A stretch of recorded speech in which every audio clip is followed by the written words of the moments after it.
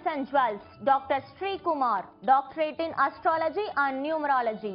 45 வருடங்களாக ஜோதிடம் மூலம் பலரின் வாழ்வை நல்வாழ செய்தவர். விதியை வெல்லும் என் ஜோதிடம், கம்ப்யூட்டர் ஜாதகம், ரத்தினக்கல் பரிந்துரை, வாஸ்து பொருட்கள், சீன வாஸ்து பொருட்கள், கைரேகை, ஜாமக்கேல் பிரசன்னம், தீராத நோய் தீர, கடன் தீர்க்க, வெளிநாடு செல்ல, வியாபாரம் தொழில் வெற்றிகரமாக செய்ய, விரைவில் திருமணம் அமைய, குழந்தை பேறு பெற, அரசியல் சினிமா போன்ற தொழில்களில் ஜொலிக்க, சொத்து சேர்க்கை பெற, கல்வியில் வெற்றி பெற, குடும்ப ஒற்றுமை, வாகன பொருத்தம், புது வீடு கட்டுதல் போன்றவைக்கு ஜாதகம் ராசிக்கற்கள் தரப்படும். அணுக வேண்டிய முகவரி Kamali gems and jewels near Anna Nagar west depot, Chennai 40. Contact number 9962081424 8939505645 www.parigaramum-payangalum.com www.drsrikumarjodhiram.com by appointment only. Captain TV நேயர்களுக்கு என் அன்பு கலந்த வணக்கத்தை தெரிவித்துக் கொண்டு பரிகாரங்களும் பலன்களும் என்ற இந்த அற்புதமான பகுதியை 6 வயதிலிருந்து 60 வயது வரை குறிப்பு எடுக்கின்ற கடந்த 6 வருட காலமாக பல மக்களுக்கு பல கோணங்களிலே ஏராளமான பரிகாரங்களை சொல்லி வழி நடத்துகின்ற இந்த நிகழ்ச்சியிலே நாம் இன்று எடுத்துக்கொண்ட தலைப்பு தொகுப்பு என்னவென்றால், தொழில் வியாபாரம் நஷ்டமின்றி இயங்க. நாம் சிறு தொழிலை எடுத்துக்கொண்டாலும் சரி, பெரிய தொழிலை எடுத்துக்கொண்டாலும் சரி, லாபம் என்பது வரவில்லை என்றாலும் கூட சாதாரண மனிதர்கள் அதை கண்டு நடுங்குவது இல்லை. ஆனால் நஷ்டத்தை யாரும் எதிர்பார்ப்பது இல்லை, அதை வரவேற்குவதும் இல்லை. ஏனென்றால் ஒரு மனிதன் தொழில் செய்யும் பொழுது தான் போட்ட அசல் வருமா, அதற்கு மேல் லாபம் வருமா என்ற எதிர்பார்ப்போடு, அது சிறிய தொழிலாக இருந்தாலும் சரி, பெரிய தொழிலாக இருந்தாலும் சரி, சிறிய வியாபாரமாக இருந்தாலும் சரி, பெரிய வியாபாரமாக இருந்தாலும் சரி, எதிர்பார்ப்பது மனித இயல்பு. ஆனால் ஒருவனுடைய அந்த பொங்கு காலத்திலே அவனுடைய வியாபாரம் மிக பிரகாசமாக இருக்கும். மங்கு காலம் என்று சொல்லப்படுகின்ற மோசமான காலகட்டத்திலே அவன் எவ்வளவு உழைத்தார், அவன் எவ்வளவு அரும்பாடுபட்டார், அவன் எவ்வளவு ஊக்கத்தோடும் ஆக்கத்தோடும் நரம்புகளை முறித்து கொண்டு வேலை செய்தால் அங்கே நஷ்டம் அவனுக்கு தலை காட்டி அவனுடைய வியாபாரத்தை கெடுத்து போடும்.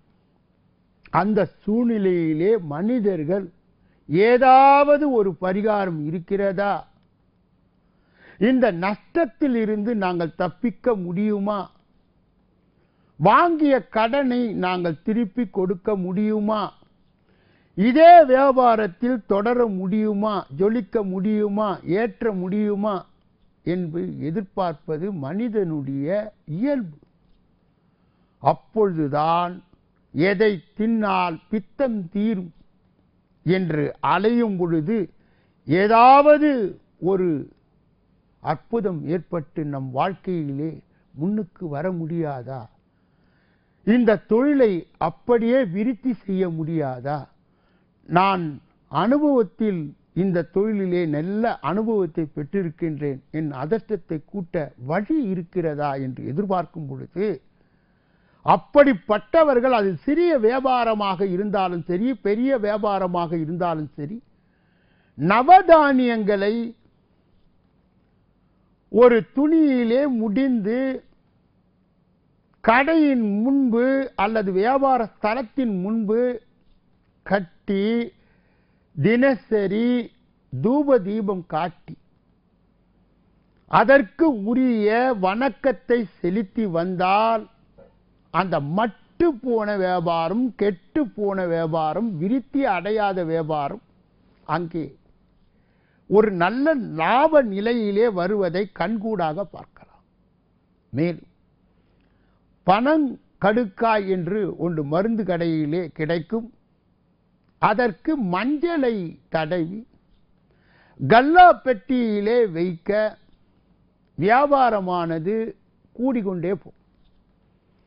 ஒவ்வொரு வெள்ளி அன்றும் மகாலட்சுமியை பால், ஏலக்காய், கற்கண்டு, காஞ்ச திராட்சை, முந்திரி என்ற அந்த பொருட்களை ஒரு சுத்தமான எவர் சில்வர் கிண்ணத்திலே வைத்து மகாலட்சுமியை தொடர்ந்து வணங்கி வர அற்புதங்கள் காட்டும்.